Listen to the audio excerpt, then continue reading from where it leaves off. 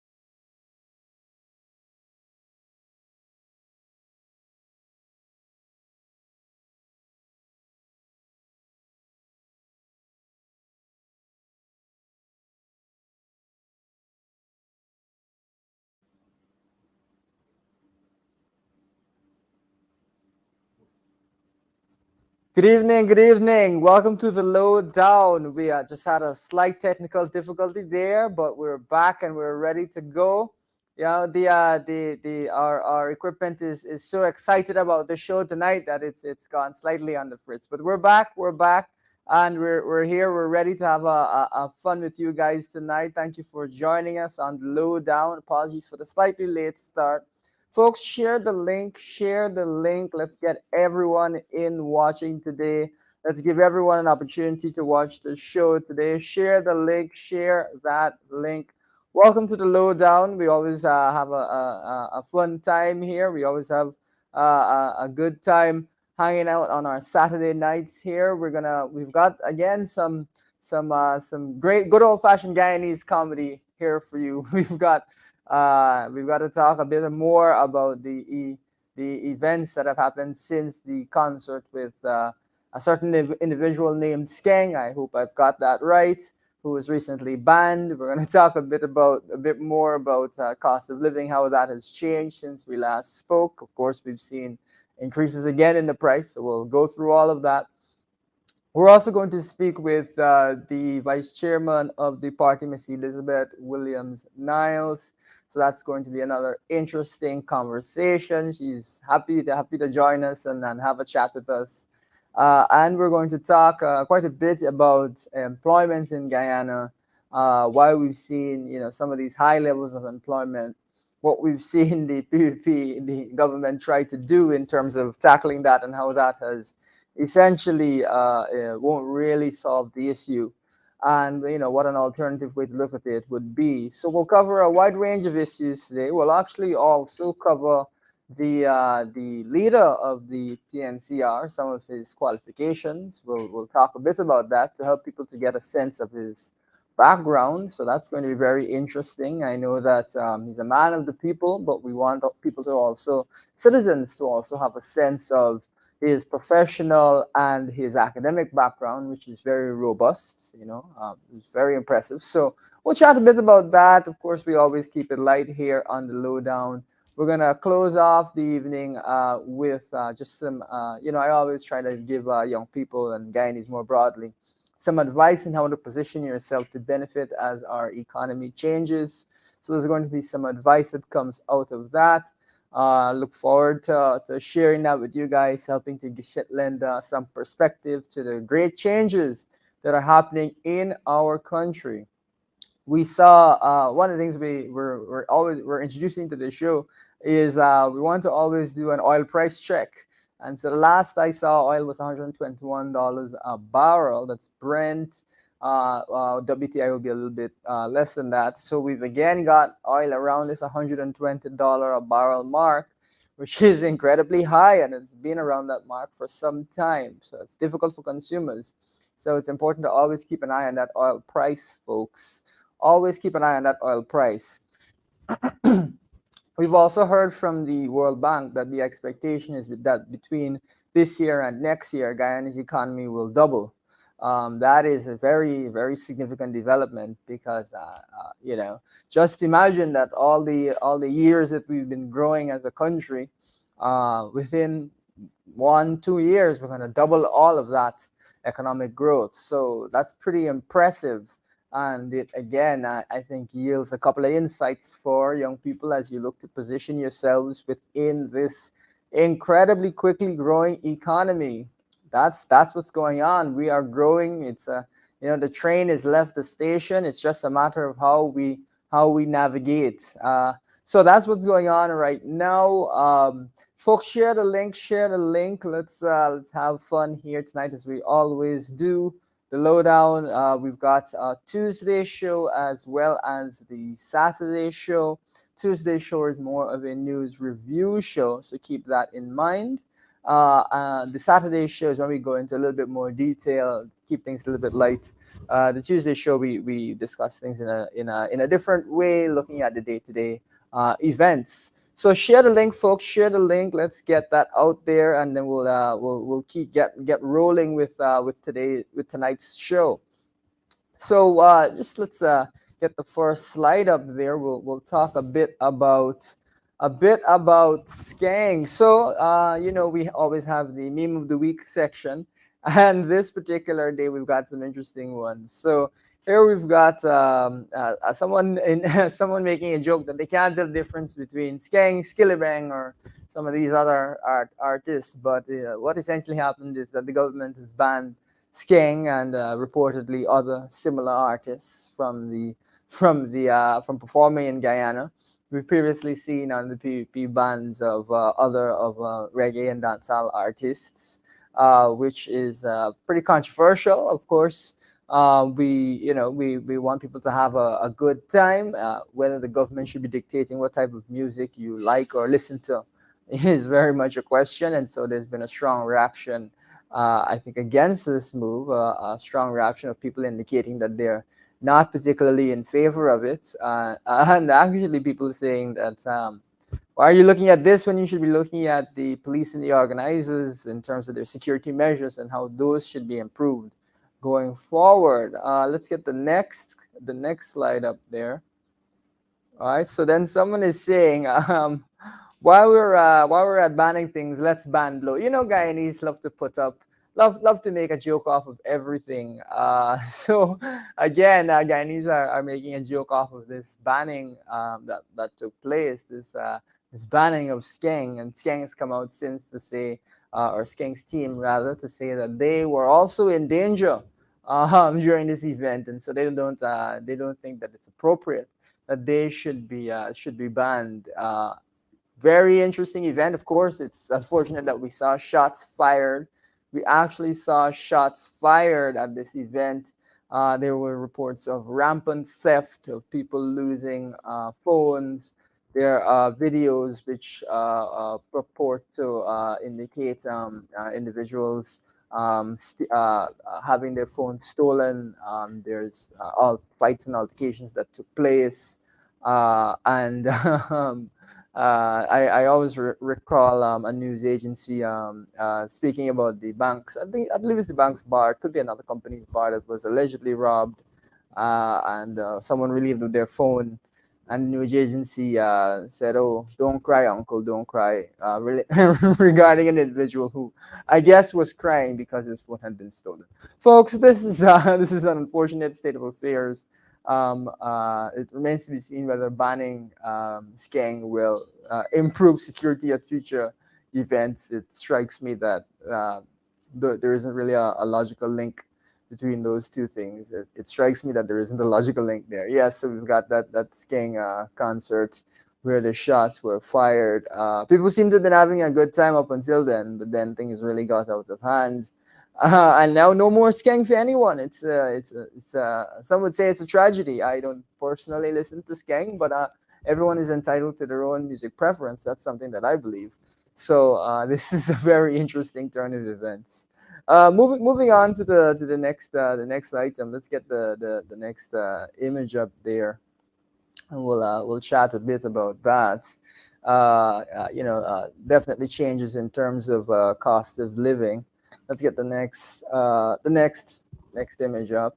There you go. So now we've got a question of very high food prices. In fact, some of the highest food prices, food and gasoline prices that we've seen in the entire world. And of course, you know that the government has put aside some monies for cost of living mitigation, but these monies were put aside before the war in Ukraine sent prices through the roof. Government hasn't put aside any additional money since then. And so the question is it that the government does not care about the increase in food prices that has happened since? We know that wheat is one of the areas we talk often about that has gone up some 40% in a few months. And of course, this is what you're seeing reflected in many areas, not just in wheat now. Oil price is another area that's really reflecting this. Government has indicated they intend to grow wheat locally right here in Guyana in Region 8. Of course, it's the only way that we would even get the wheat is to be able to grow locally is we would get it an entire year from now. So I guess, folks, you're just going to have to bear your chafe for the rest of the year. That seems to be the government's strategy when it comes to dealing with cost of living. Unless you're part of one of those very small pockets of people that have been able to receive some relief. It seems to me that the vast majority of the country has not been able to receive that relief. So what is going on? This cost of living pain continues. Let's get the next slide up there. Okay, so here again, talking about food prices having gone up. This is something that we're seeing across the world. In the U.S., they're talking extensively about it. Of course, they are a major food producer themselves, so that just goes to show you that across the world, this is a major issue. The U.S., there's some concerns that they may be heading into a recession now as they try to fight inflation. Of course, as I mentioned a little earlier in the show. I guess it's a big secret, but Guyana is producing oil and the country is growing incredibly quickly. So we should be much more aggressive in trying to improve people's standards of living than you could be in the United States. And much more of our efforts should be dedicated to reducing the cost of living. Government is only put, as we've mentioned before, less than 1% of the national budget towards mitigating costs of living. I don't know about you, but it strikes me that this is the most important issue of the day. But it doesn't seem like it's one of the most important issues in the national budget now, does it? With President Biden actually saying his top domestic policy item, his top thing on his agenda is the rising price of food. So we've got really difficult circumstances for consumers.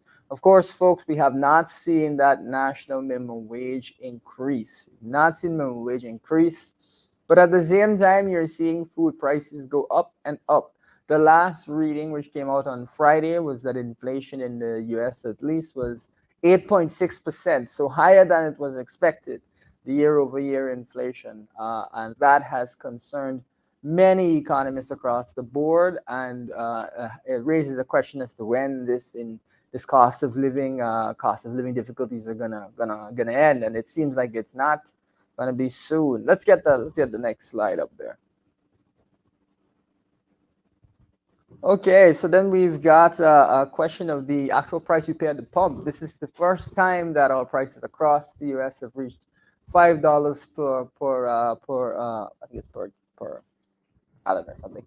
It's the first time it's reached that level. Of course, I don't buy gasoline in the U.S., so I'm not as familiar. But I can tell you that across Guyana, people have been complaining about how much it costs for them to fill their tank, about how much it costs for them to actually drive. And people are saying, should they cut back? Should they go electric?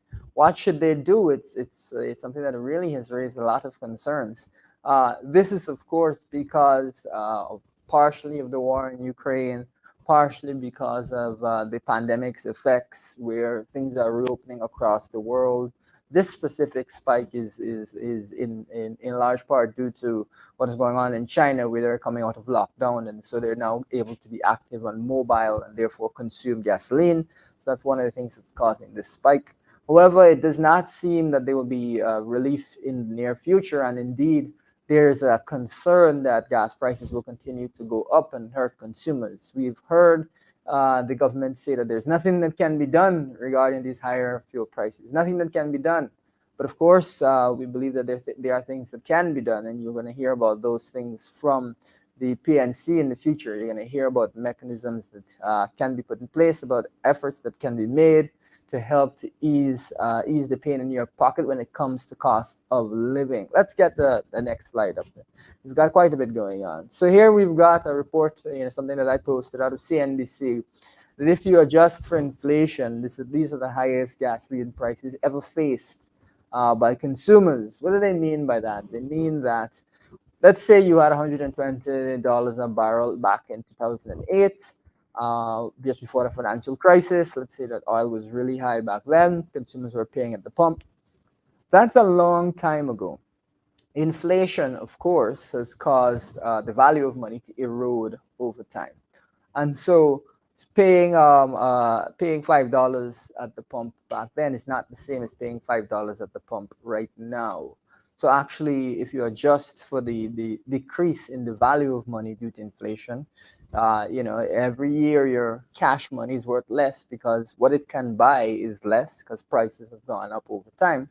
You've actually found that the prices we're facing now, so even if it's $5 now and it was $5 then, the $5 that you're paying right now is a lot more expensive. You're getting a lot less gasoline than you would have gotten when you spent $5 back in 2008. So this is the highest price consumers have faced, at least according to CNBC, which has actually looked at this and has raised this concern. Let's get the next slide up as we roll all along here. So then we've got an MP, a coalition MP, talking about the price of gas here, and someone saying that you literally have to work an entire day. You have to work 8 hours. You have to work an entire day just to fill your gas tank. It's gotten that ridiculous that it's eating into your ability to earn, your ability to have enough money to feed your family. It's just an entire day's worth of work that's required. If in the course of a month you work, let's say you work 20 days, that means that 1 out of those 20 days is just dedicated to filling your tank. That's what 5% of your income. That's tough. That's tough. That's not at all what we want to see in the oil producing Republic of Guyana. Did I mention to you that Guyana produces oil? That Guyana is benefiting from these high prices by getting more revenues? Did we mention that?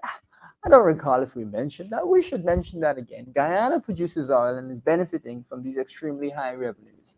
Shouldn't that mean that we pass on some of these extraordinary, unusual profits to citizens to help to calm things down on their level, or should we allow them to continue to punish even though this is a time of plenty? It seems that the government has decided that they want citizens to continue to face punishment during this difficult time.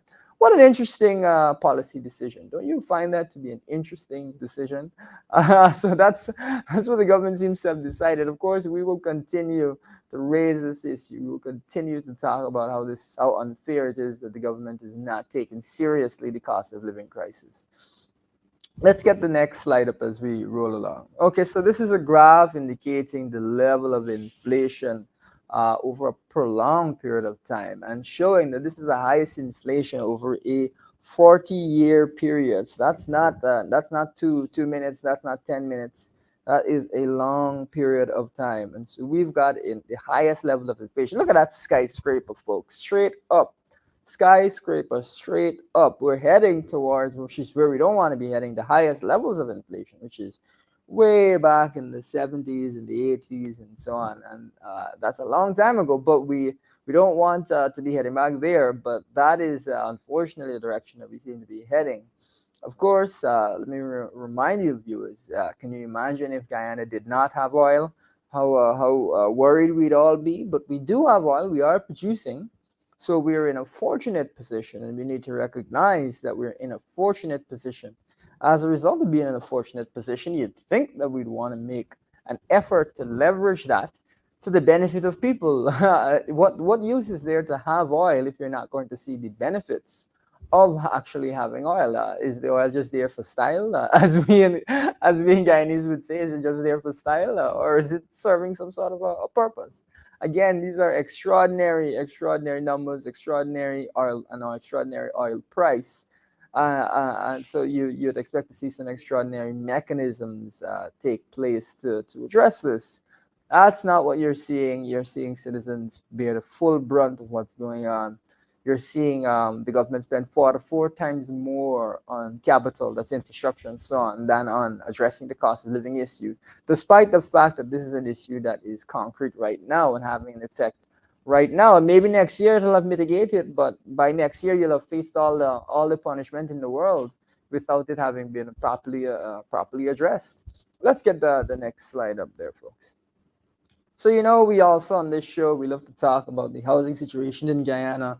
Like to talk about the changing dynamics here in Guyana as the oil and gas industry comes in. And you're seeing here the price of housing continues to be through the roof. This is housing in Eccles, $1,800 for a 2-bedroom, I believe. That's $360,000 for a 2-bedroom. Ooh, yikes! What's that? 900 US for a 2-bedroom. My goodness, $180,000 if my math doesn't fail me, for a 2-bedroom.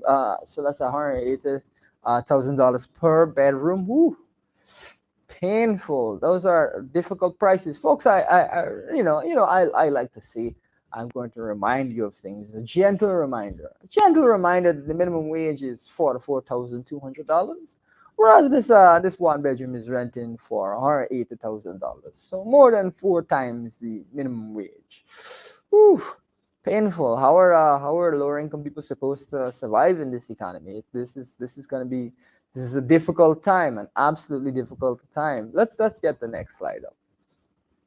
So we've got yet another place. This place is actually in farm. So further out. That's a little far out rather. That's $240,000 for 2 bedrooms, or $120,000 per bedroom, and this is not even in town, folks. Not even in Georgetown.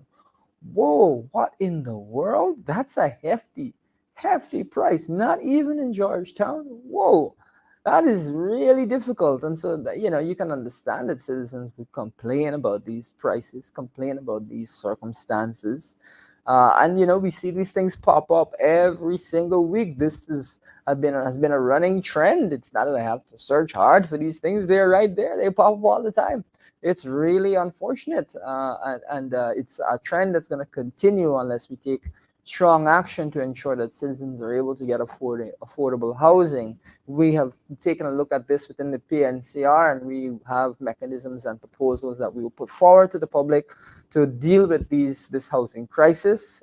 So keep in mind that we are looking at this and we appreciate difficulties. But whoa, $120,000 for a bedroom for something that's not in Georgetown, almost three times the national minimum wage, and it's not even in Georgetown. Oof. Well, that minimum wage is deeply comical. I mean, how are we supposed to have a national minimum wage be so low and prices across the country are going up like this? Imagine for yourself this. Minimum wage is supposed to allow you to live at a minimum standard that you can live a reasonable life. Maybe not the best life, but you can live comfortably. Is this minimum wage in any way appropriate, in any way, any shape, form appropriate for what's going on? My answer to that, and I think your answer to that, would be no. It is not suited for what's going on at all. Not at all. And so it's incredibly concerning, folks.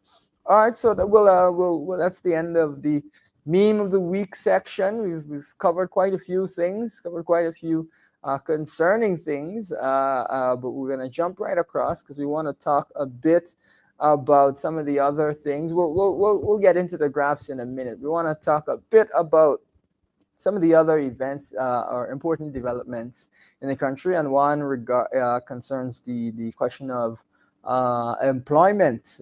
We've seen an announcement that there's going to be 10,000 part-time jobs. And that's something that the government is going to push, where you get $40,000 a month, and you work for about 10 days of the month. Folks, from all indications, the oil and gas industry were able to get $400,000 starting salaries.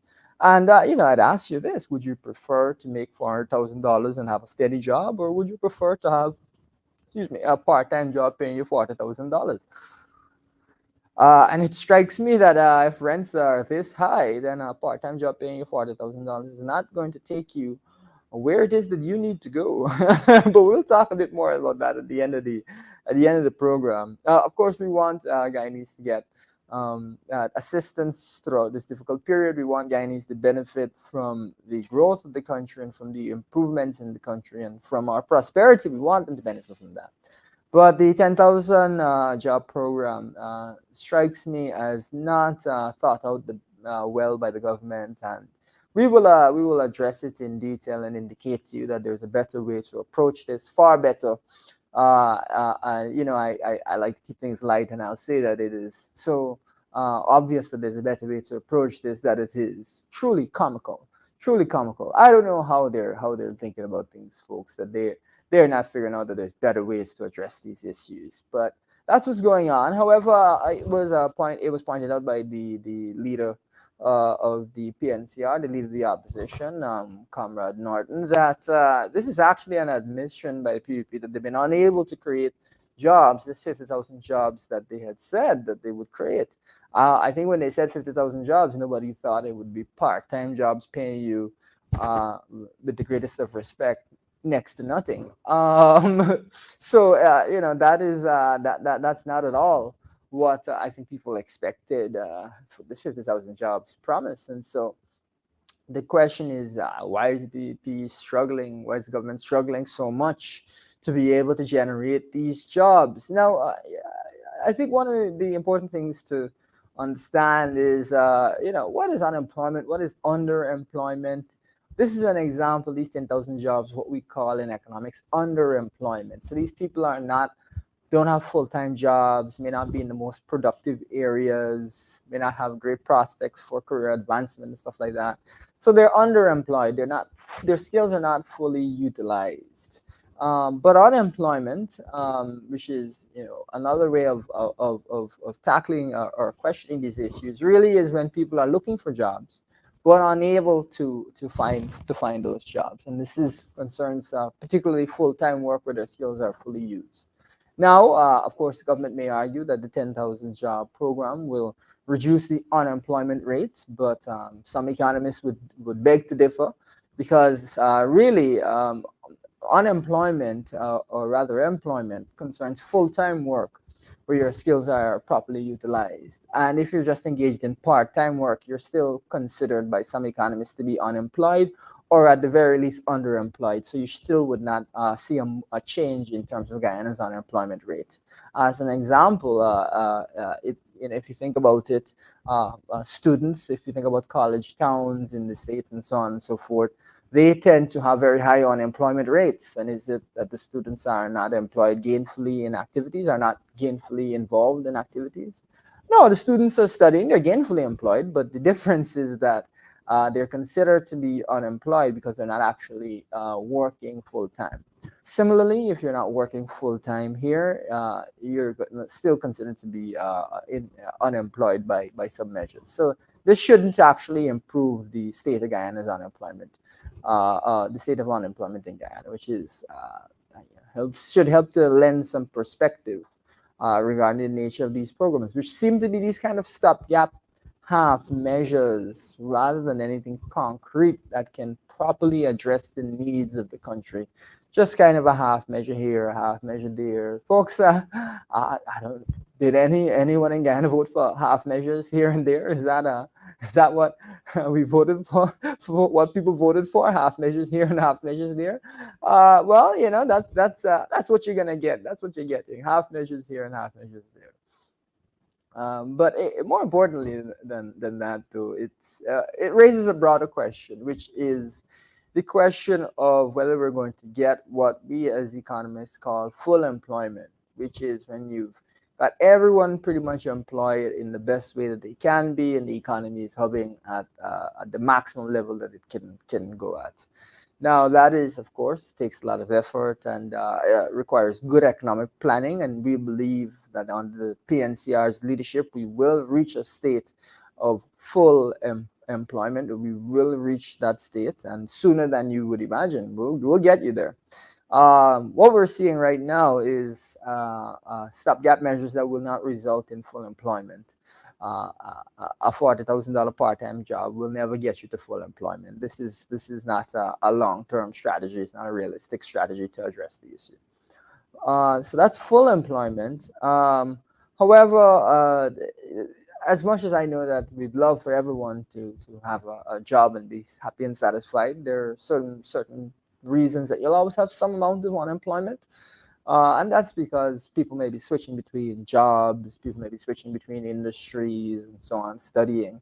So it's natural for there to be some degree of unemployment, but that tends to be, or economists, depends on the economy, of course, but when you see maybe 3%, 3 or 4% of a population that's not employed, that tends to be what we think is the maximum number. And after that rate, you start to see wages rise and inflation and so on and so forth. So that is essentially what we keep in mind as economists, trying to get to that 3% number. Here in Guyana, we've consistently been well above 10%, sometimes above 15% as at the height of the pandemic, and consistently above 12%, 13% under the PVP. We also saw some levels of unemployment under the coalition, but that was reduced. In fact, we'll show you a little bit that just before the transition of government, you actually saw unemployment levels reach a very low level. Which was a great positive for the country. Once we came into office, we saw some changes. We saw some changes there. Okay, so let's get the next graph up there, and so there we've got a graph which indicates the unemployment rate in Guyana over a prolonged period of time. Of course, the majority of this graph will be under the PVP. You'll only have a few years under the coalition there. So we've got elevated levels of unemployment, and it's actually heading up, which is unfortunate. It's come back down a bit now that the pandemic has ended, which I think is to be expected. But generally, you see a graph that's heading upward. Let's get the next slide up.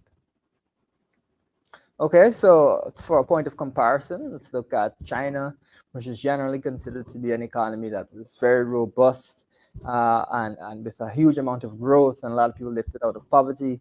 But there you also see unemployment drifting upwards. So you could say that, Guyana is governed similarly on a similar level to China, so everything is going fine.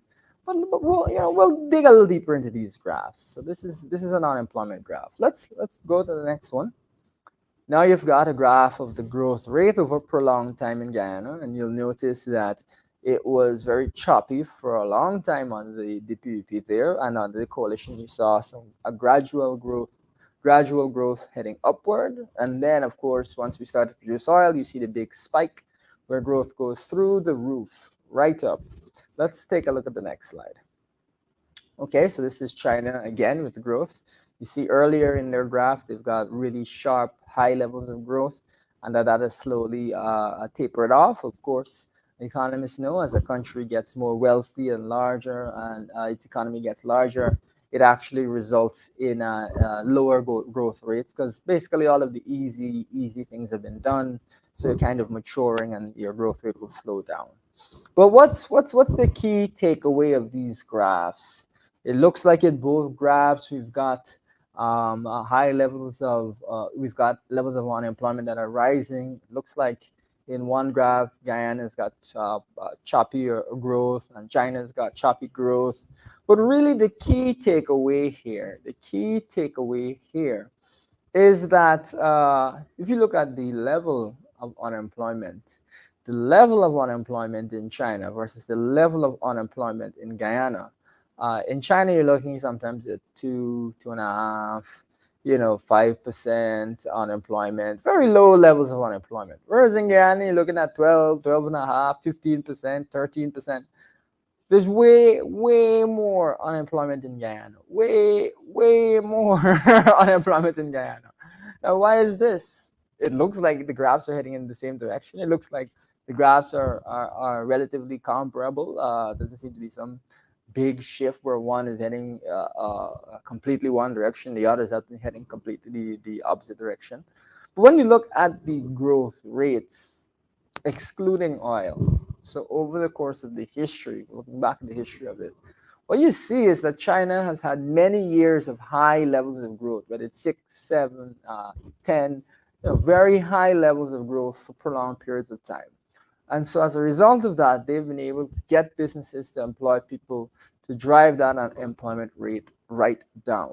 That's what they've been able to do over a long period of time. Now, of course, Chinese statistics sometimes have questions around them, but it's generally thought by economists that you're seeing quite a lot of employment throughout China for a prolonged period of time.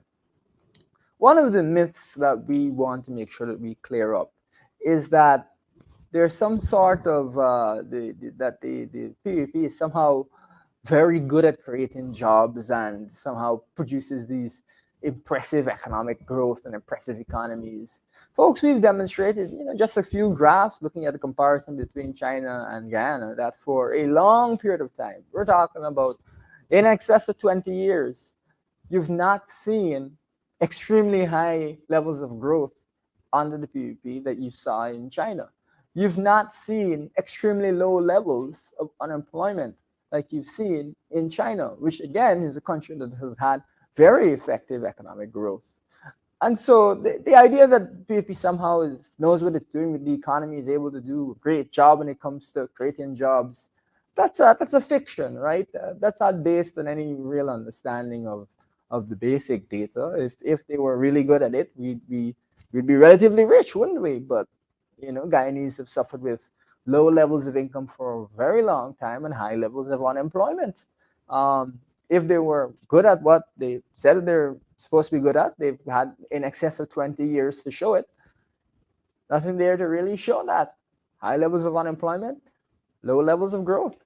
So that we kind of want to put that aside. Let's not proceed from the assumption that the PVP knows what they're talking about when it comes to growing the economy. And now when you're seeing this 10,000 jobs proposal, this part-time jobs proposal, it just kind of harkens back to the same idea that they don't have a real sense of how to create these jobs. The management is poor. And so as a result of this really poor management, they're resorting to these kind of half measures, stopgap, random measures to try and figure out how they're going to move forward. So I think the leader made a good point when he said that this is an indication of failure rather than success, having to rely on these short-term jobs. Folks, that is, we got one more graph and then we'll bounce over to our guests and then we'll close out the show. And that is, let's get the next graph up. Just want to look at employment before the pandemic and then during the pandemic. So before the pandemic, you saw a low level of unemployment there. That's under the coalition. You saw it jump up during the pandemic. There is a little bit of a reduction there. And that's potentially because a lot of people dropped out of the workforce and stopped looking for work altogether, which will impact your unemployment rate.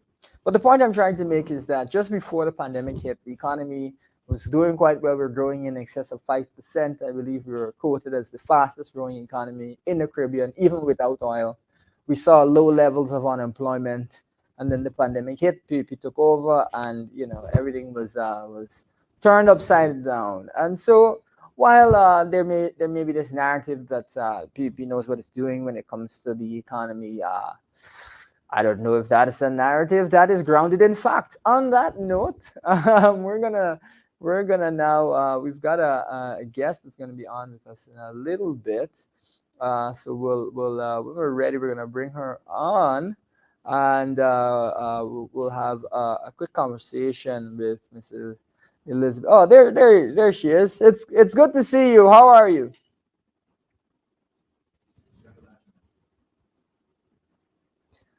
All right. Could you say that again? Actually, I think you need to put on your mic. I think you've accidentally got Oh, yourself on. I'm sorry. You know, you guys know me with this technology. I'm just trying to, No problem at all. No problem at all. We're in the age of Zoom, so we've got endless of these types of things that we have to do. Occasionally, my mic is muted and I ramble on. Yeah. So it's good to have you on tonight, Miss Williams. Folks, I've had Miss Williams on this show before. She's the vice chair of the PNCR. Someone I've known for a long time. Someone who's very hardworking, dedicated. But on the lowdown, you're gonna have to face some funny questions because we like to keep it light. We like to help people to get a sense of you as a person. But I'll just throw out my pitch to viewers that she's always been a hardworking, dedicated, caring person. So I'm glad to see her growing in her career in the political scene. Miss Williams, welcome. Thank you, Elson. Thank you so much. And I'm so Absolutely. happy to be on your program again tonight. When I got the invitation, I was there anxiously awaiting backstage to come and just interact with you and the audience. Thank you for being here. So we'll jump right in. If you could give viewers a sense of where you grew up, or just as a point of opening, are you a country girl or a town girl? That's the Ah, all right, just a gentle reminder for those of you who were following my political campaign to get to the central executive of the party. My name is Elizabeth Williams Niles. I was born and grew. I born was born in Macdoom, the village of Macdoom, on Greater Georgetown, but normally people say East Bank, but it's Greater Georgetown. I grew up in Macdoom, Agricola, because my first school, apart from my nursery, which was Smith's Nursery School in Macdoom, I went to Houston Primary, then to Eccles Primary, then to Houston Community I, then to St. Joseph. So that's a sure. person. Yeah, great, great. Good to know. As we go through it, as I said, prepare for some strange questions. You know the lowdown. What is your least favorite food? Ah, Least favorite food. oh Lord, I have to think. What is my We've got least all favorite? sorts. We've had all sorts of answers. We've had soda. We've had Corilla. Nah, I love Karila, but I love Oh, Karila. So that's not sure, I sure. think cabbage. Cabbage. I Cabbage. some of Really? the other really, really I eat cabbage, but it's like one of the greens that I will eat uh, you Yeah, know. the least. Mm. Yeah, okay, okay. Well, there you go. That's an interesting one. Viewers, cabbage is not the thing to cook if Miss Williams ever comes around to your house. All right, duly noted. I don't know if you like to watch movies or TV shows, but what movie or TV show have you Oh my rewatched gosh. Well, most? let me say this to you. I'm hooked. I'm literally Sure. hooked. I mean, it's an old one, but Skinny Okay. Girls in Transit on YouTube.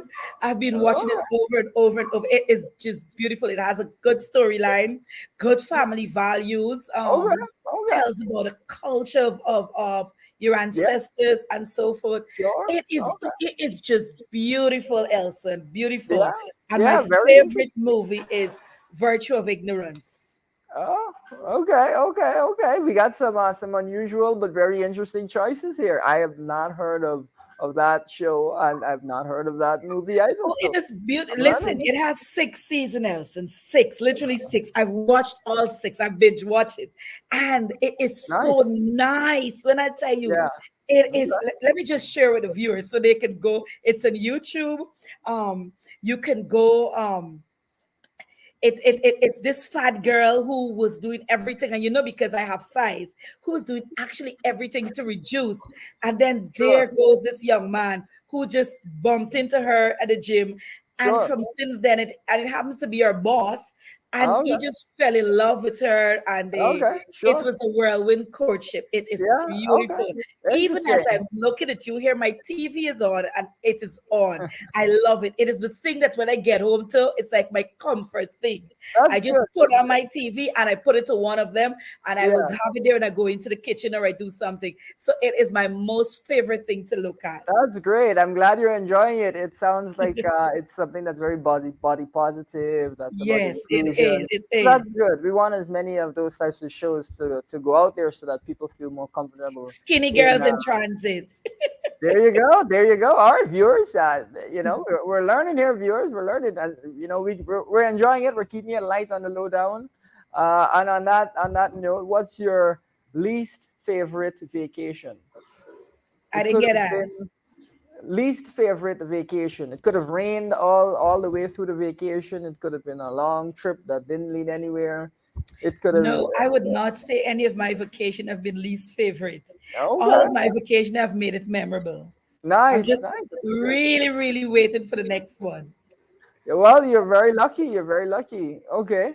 Let's switch gears a bit. What is the largest crowd that you've ever been in? Largest crowd. It could Um, be a cricket match. It could be a rally. It could be a well, of concert. course, it has been the rally, the last Mm, APNU rally at the coffee.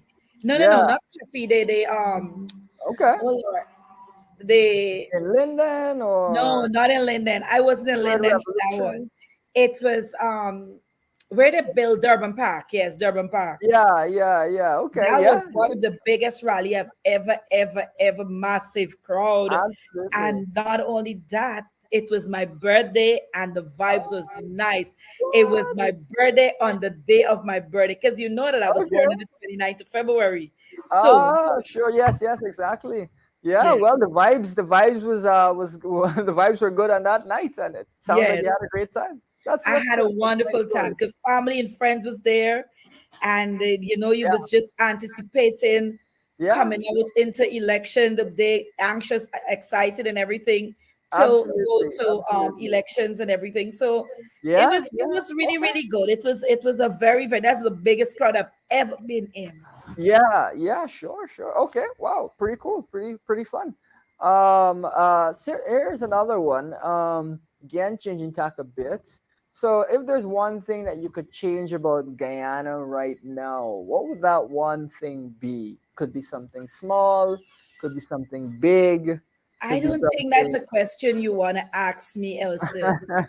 I really, really don't think that is a question you want to ask me. Truth be told, Yeah, yeah. Elson, I my heart bleeds to the country. The president and the government is parading as though we have one Guyana, but there is no one Guyana.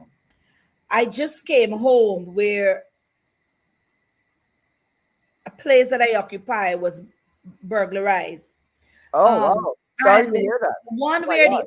other, Yes. you feel that you're angry that this thing actually happened if you Yes. Oh, burglarize and so forth. But what yeah. was more Sorry to hear that. That's terrible. what was more thing is that the things that people took, Elson, Yeah. they took the food stuff, Yes, I and it see. tells me that people are hungry. Not just, let me tell you, we're going on as if it's business as usual, but it's not business as usual, Elson.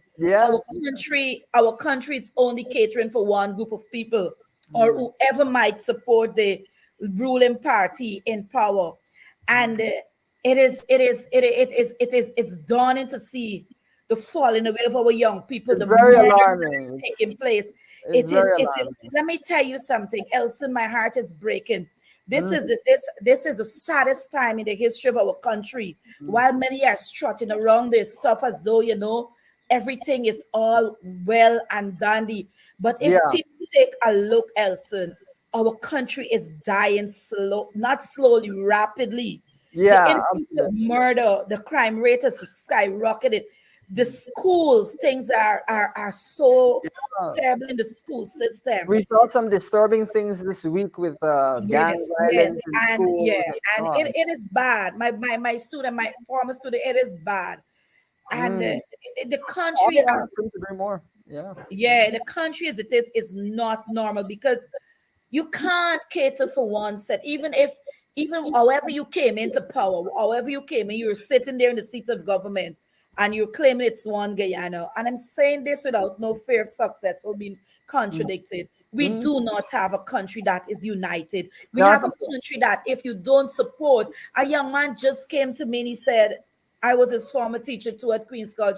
He said, Miss, I was transferred because my uncle was his funeral, and I went to the funeral, and I went to that funeral, and they because I was a picture was taken of the crowd, and I went to the funeral. I was transferred. I was basically demoted, and I'm telling Wow. you, Elson, it's a young man, a brilliant young man like yourself who went to Queen's College Wow, too, who that's is tough. doing his thing, who is working in the government agency and Yes. doing what he needs to do. It is a sad state of our country, and Elson, I Yeah. can't bemoan as I can't explain how much this place hurts me, literally hurts Yeah. what is Yeah. going on in our country. So there's Yeah. nothing you or anybody can ask. If I begin to say, when you walk the streets of this country, when you walk the streets of this country, Elson, Yeah. it is daunting. It is daunting. Yeah. And we see the increase of the young people engaging in this social activity of drugs and all sorts of things because they feel as though there's no hope for them. They feel as though life as just give them something, and this is what Yeah. the hand, of Yeah, well, recent. the only solution the government has is a part-time job for 40,000, Yeah, where you can't even survive in this because they country. don't have the thing about the truth of the matter is else is that truth be told, they really, really do not have any Yeah, solutions, and they're not listening to real solution. They want to govern with a big stick method. If you oppose them, if you say to them like you yeah, can't do this is not going to work, you yeah, become the villain.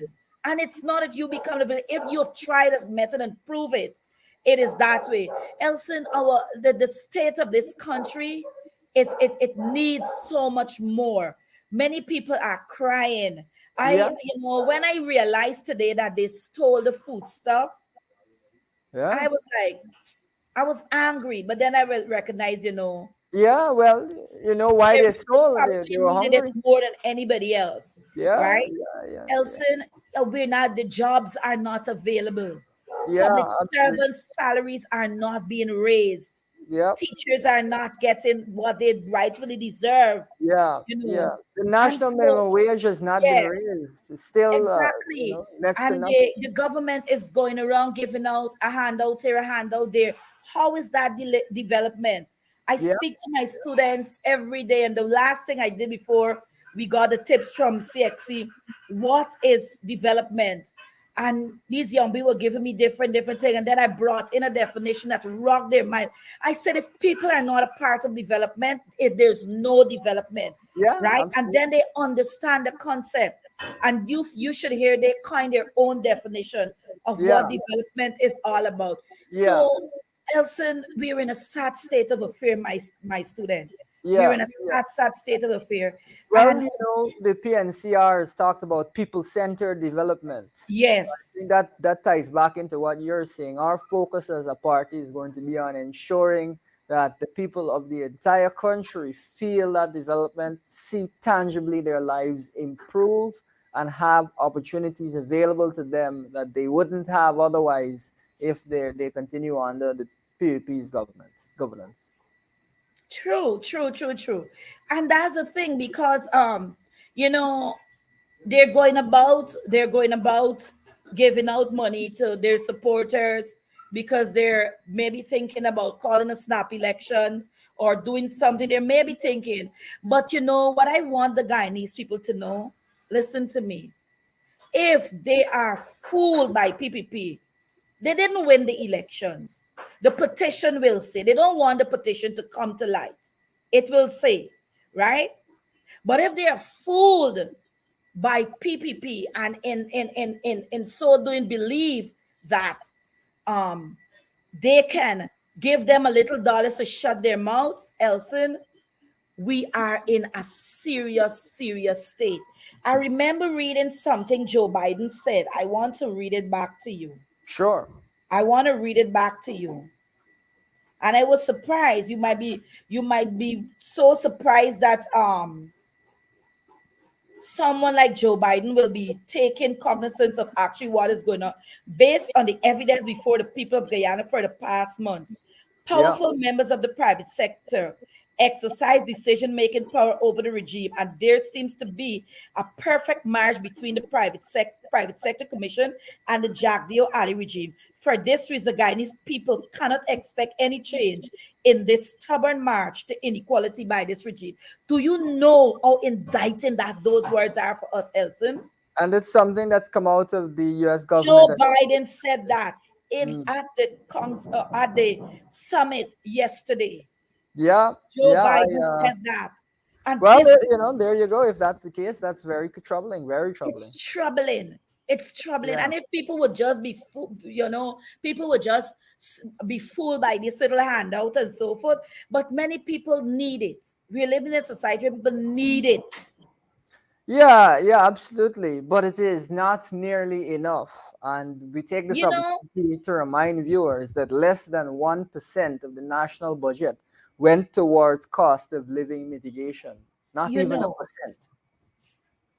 And so, Elson, it is saddening, and Yeah, yeah, yeah, I really, it hurts me to know as a teacher, I tell you, I gotta make ends meet. yeah, yeah. It's Every difficult. single thing went up in the Yeah. market. Elson, three Mm. Belange, not five. And everybody in my house, not five, Yes. three squingy Belanges, $500. Yeah, yeah, sure, sure, sure, sure. Yeah, that's Seasoning gone up to $700 a pound now. yes, okay, okay. Goodness. How the poor man can survive in this country? Exactly, I just need, you can't be sitting mm, in your high tower, hmm, and hmm. the inequalities are so blatant. Well, we take this opportunity to remind viewers that the PUP has not listed fighting inequality as one of their development priorities. So I guess they are comfortable with this state of affairs where people breaking into other people's house to steal food. They are comfortable with that state of affairs. And this is not, in fact, the first time I've heard something like this. I saw recently someone broke in, clap a bite in some fruit, and fell asleep in the people's house so they can't woke up Elson, the I'm following morning. saying to you, And the all the petrol was chow in there. mein, all the macaroni, the Really? onion, the garlic, they went to the Wow, fridge, took out wow. the bottle with the pepper, took out the carrots, Oh everything my needs God. the cubes and the aji and everything, the seasoning. Yes, food stuff, I was food like, stuff. oh my God. I Yeah, mean, they carry other things, that's but the disturbing. food, they couldn't carry the whole bag of rice. So you could see the dip out. They took the time and dip Wow. out probably a couple of gallons of rice. Yes, yes, No. yes. Oh my goodness, that's awful. That's so awful. Listen, it is bad. It is bad. Yeah, And it is yeah. bad because so many people are actually Yes, starving, starving. And in starving in fact, this country.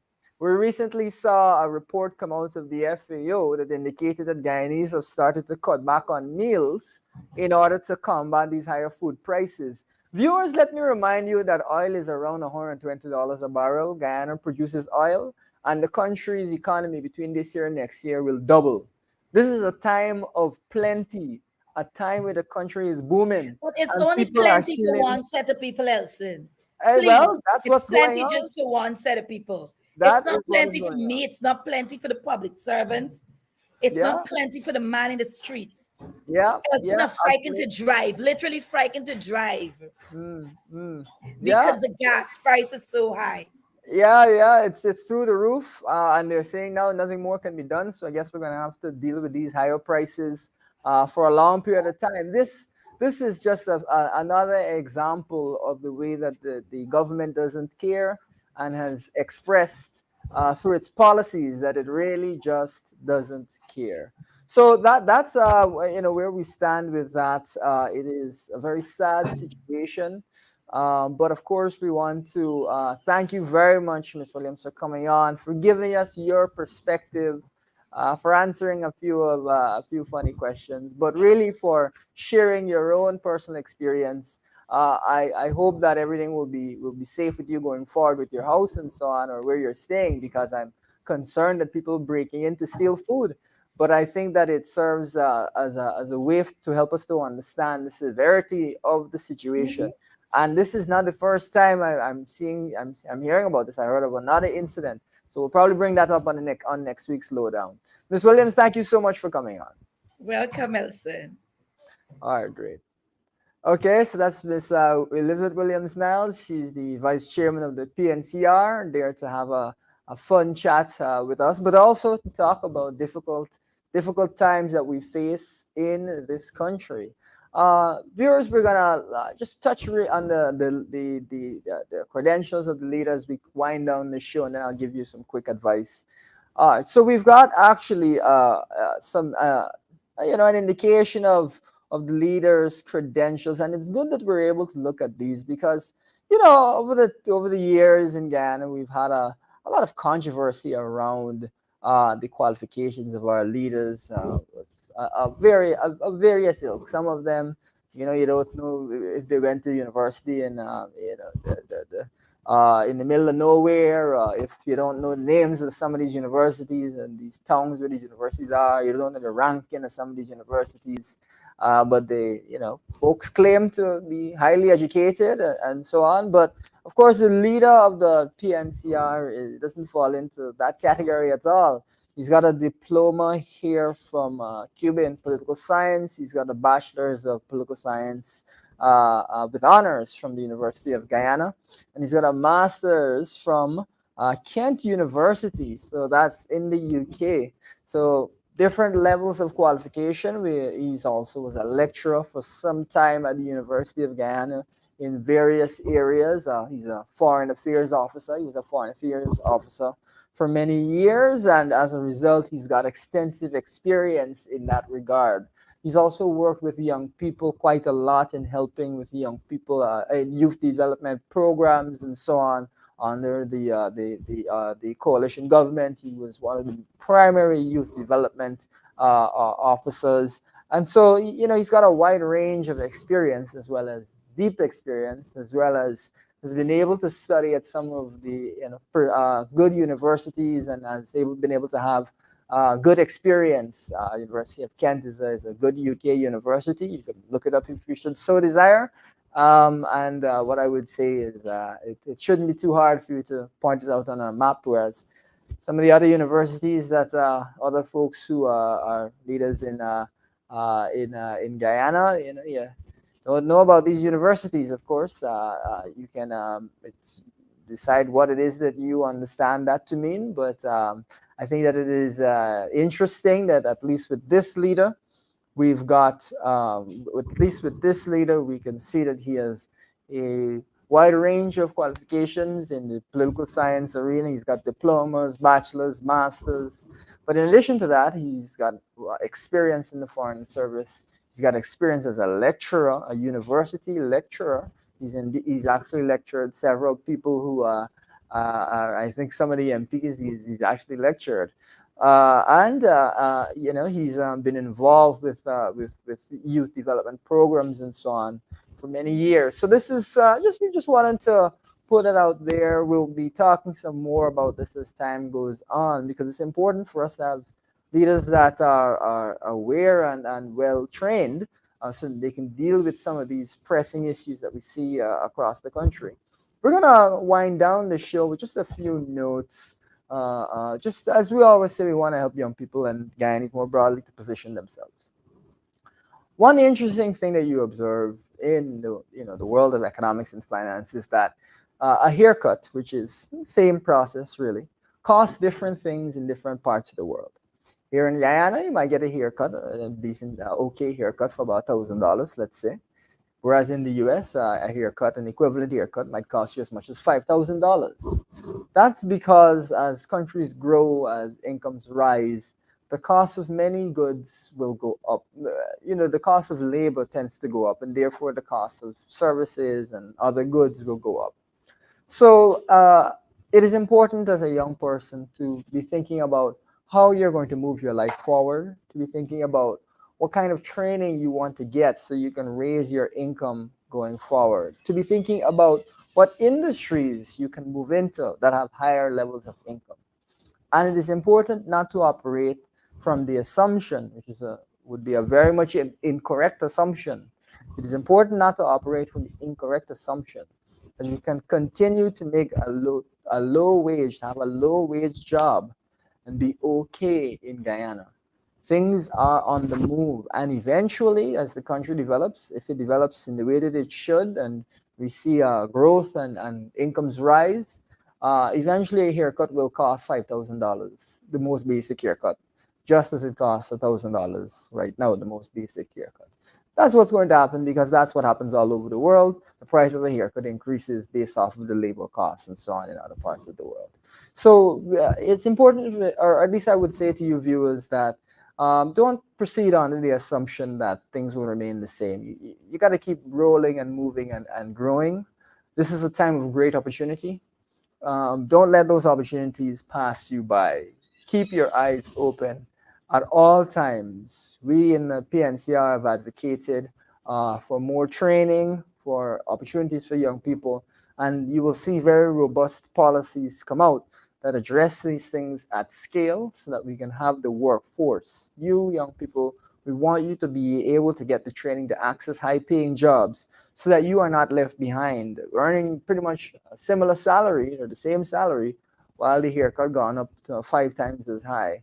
And I take this opportunity to remind you viewers that the minimum wage remains the same for several years now, despite the fact that prices have gone way, way up. So it may seem far-fetched to say that a haircut could cost you $5,000, the most basic one, but that is exactly what's going to happen. Viewers, thank you for joining us on another evening of the Lowdown. It's always good to chat with you. I hope you've learned a bit. I hope you've enjoyed the time that you've spent with us tonight, and we will catch you on Tuesday night and then on Saturday night for the next 2 rounds of the Lowdown. We had a little bit of a hiatus a couple of weeks ago, but now we're back and we are ready to roll. Thanks for joining, and we'll see you next week.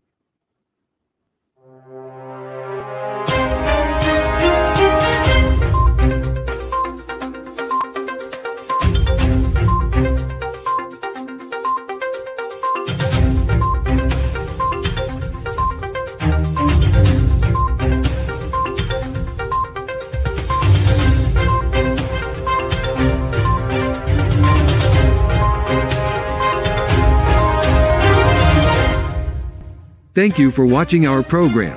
See you right back here, same place, same time. And remember, hold the line of battle, comrades. Our victory is sure.